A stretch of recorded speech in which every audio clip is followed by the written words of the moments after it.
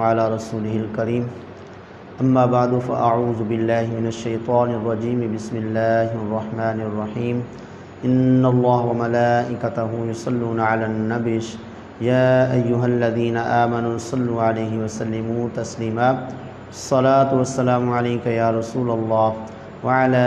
آلك واصحابك يا حبیب اللہ۔ اللہ تبارک و تعالی کا ارشاد گرامی ہے، کل نفس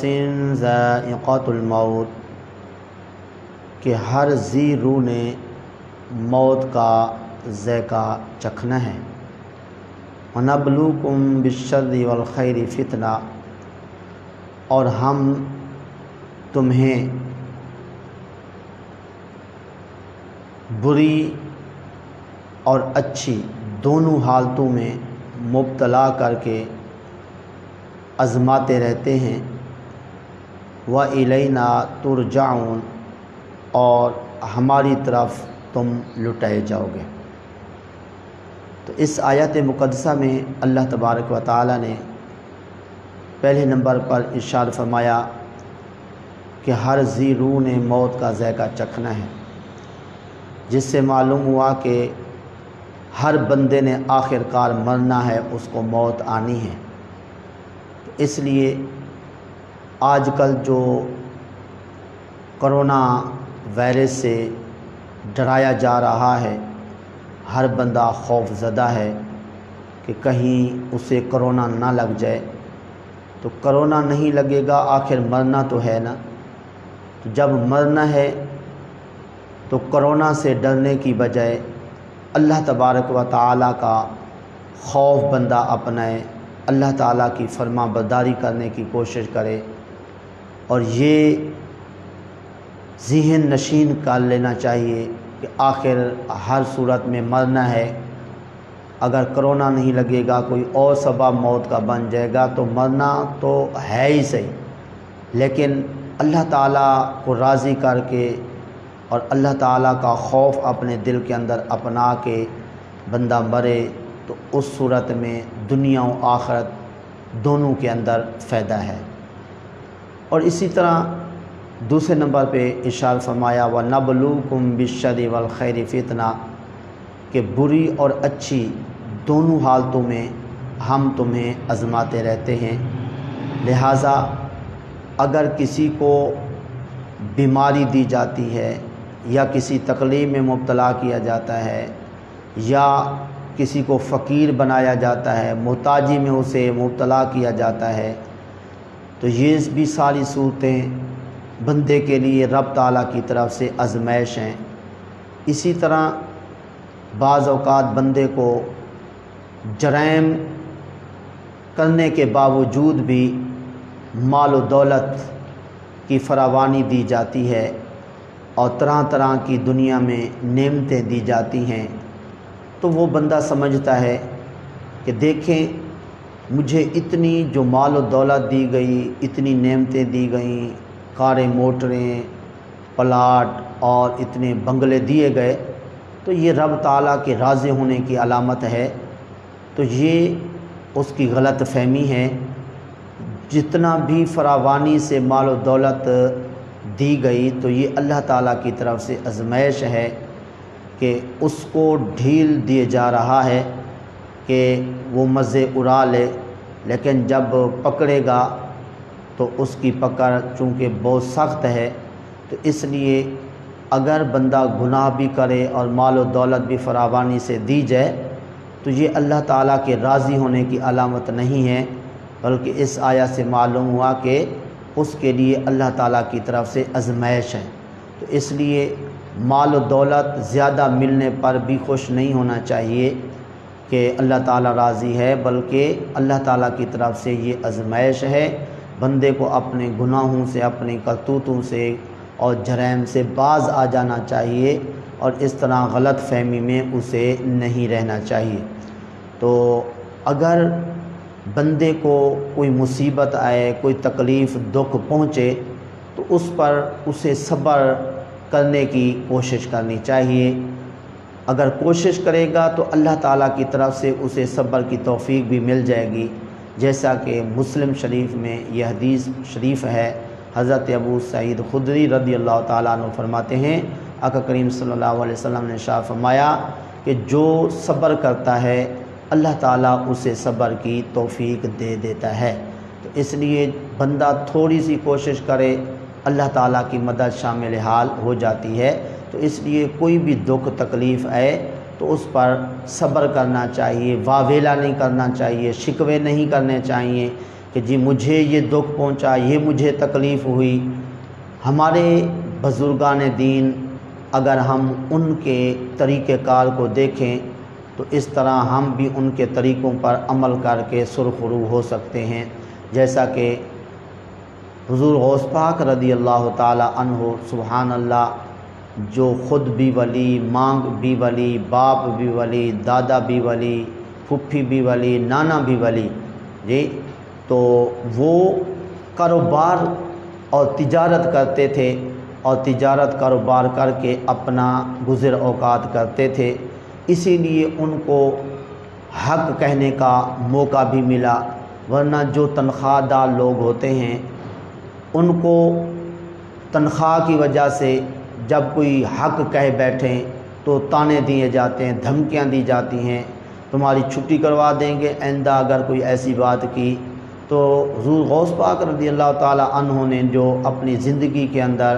لوگوں تک حق پہنچایا، اس کی ایک وجہ یہ بھی تھی کہ ان کا کاروبار اپنا تھا، ان کو روزی اور معاشی طور پہ کوئی پریشانی نہیں تھی اور انہیں کسی کی طرف سے دھمکیاں ملنے کی کوئی فکر نہیں تھی، تو اس لیے وہ حق جتنا پہنچا سکتے تھے اللہ کے فضل کرم سے انہوں نے پہنچایا۔ لیکن اب عرض کرنے کا مقصد یہ ہے کہ حضور غوث پاک رضی اللہ تعالی عنہ نے ہر صورت میں اپنے رب تعالیٰ کی رضا پر کیسی راضی رہے کہ آپ ایک مرتبہ محفل میں تشریف فرما تھے، کسی نے آ کے بتایا کہ تمہارا مال آ رہا تھا کشتی پہ تو کشتی ڈوبی، تمہارا مال جو ہے وہ ضائع ہو گیا۔ آپ نے فرمایا الحمدللہ۔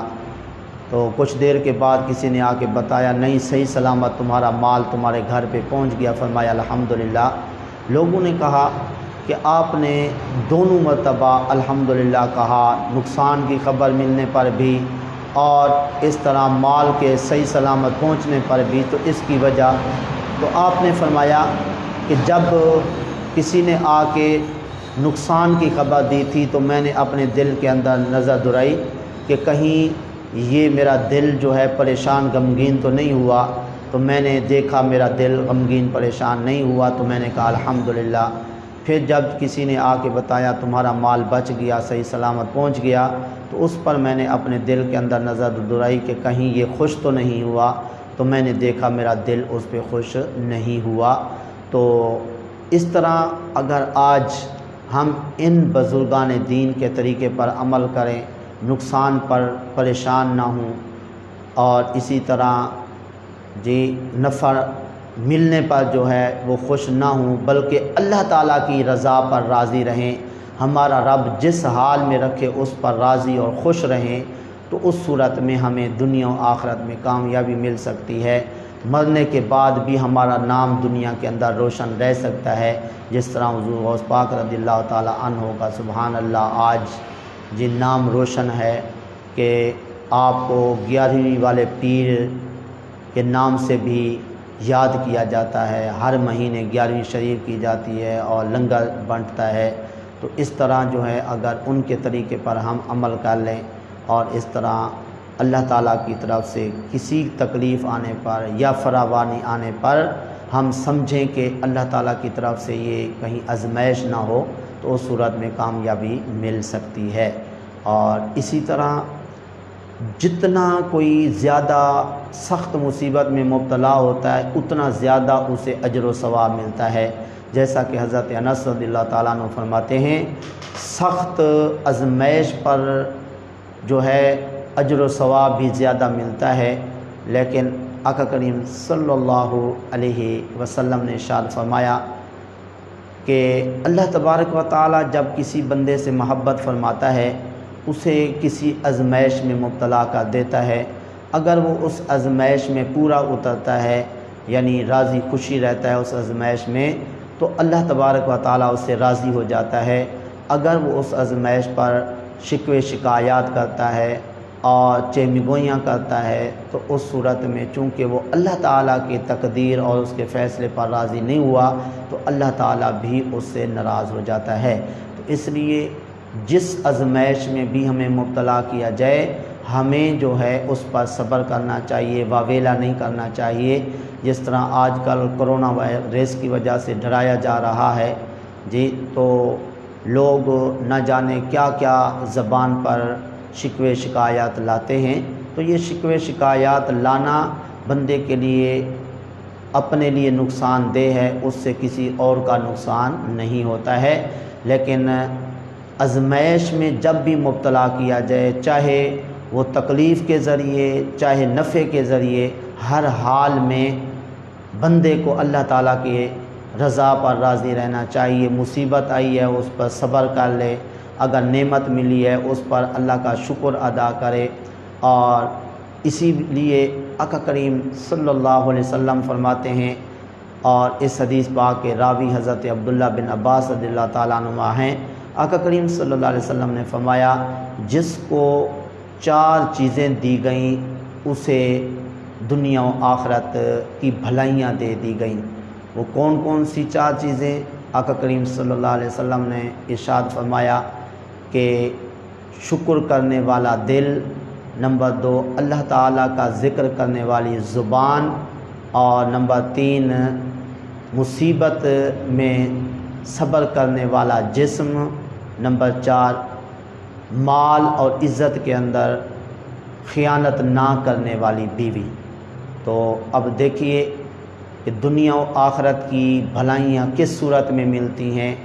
یہ 4 چیزیں اگر اللہ تعالیٰ کی طرف سے مل جائیں کہ صبر بندہ کرے، مصیبت ہے اللہ تعالیٰ کی طرف سے نعمت ملے تو اللہ کا شکر ادا کرے، کوئی مصیبت آئے تو اس پر جو ہے وہ صبر کرے، اور اسی طرح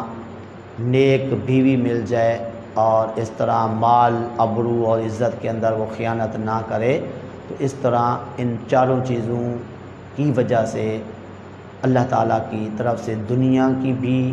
بھلائی ملتی ہے، آخرت کی بھی بھلائی ملتی ہے۔ تو اس لیے جب کوئی مصیبت آئے ہم صبر کرنے کی کوشش کریں تو اللہ کی طرف سے صبر کرنے کی توفیق بھی مل جائے گی۔ پھر جس طرح صبر مصیبت پر کرنے، تعالیٰ کے فیصلے پر، اللہ تعالیٰ کی تقدیر پر ہمیں راضی رہنا چاہیے اور خوش رہنا چاہیے۔ اور آخر میں ایک اہم بات کی طرف میں توجہ دلاؤں گا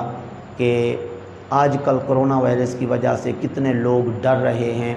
اور کتنی احتیاط کر رہے ہیں، اور احتیاط کرنے کا بھی کہا جا رہا ہے۔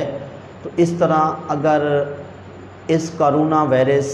اور طرح طرح کی تکلیفوں سے ڈرنے کی بجائے اگر ہم اللہ تبارک و تعالی کا خوف اپنا لیں، اللہ تعالیٰ سے ڈریں اور یہ سمجھیں کہ آخر مرنا تو ہم نے ہر حال میں ہے ہی صحیح، کیونکہ اللہ نے خود فرما دیا کل نفس ذائقۃ الموت والینا ترجعون، کہ موت کا ذائقہ چکھنا ہے، ہماری طرف تم جو ہے وہ لٹائے جاؤ گے، ہر حال میں ہم نے جانا تو ہے۔ تو اس کرونا وائرس کا ڈر کیوں ہم اپنا رہے ہیں، بلکہ اس ڈر کی بجائے اللہ تبارک و تعالیٰ کا خوف اور ڈر جو ہے وہ اپنا لیں، اپنے گناہوں کی بخشش اور معافی مانگ لیں۔ جب اللہ تعالیٰ سے معافی مانگ لیں گے اپنے گناہوں کی، جرموں کی، تو پتہ نہیں چلے گا، یہ وبا ختم ہو جائے گی، یہ خوف ہراس جو ہے یہ بالکل جاتا رہے گا، اور اس طرح ہم اپنے رب کو بھی راضی کر لیں گے اور دنیا و آخرت میں ہمیں سرخروئی بھی مل جائے گی۔ دعا ہے اللہ تعالیٰ کی بارگاہ میں جو کچھ کہا صحیح عمل کی توفیق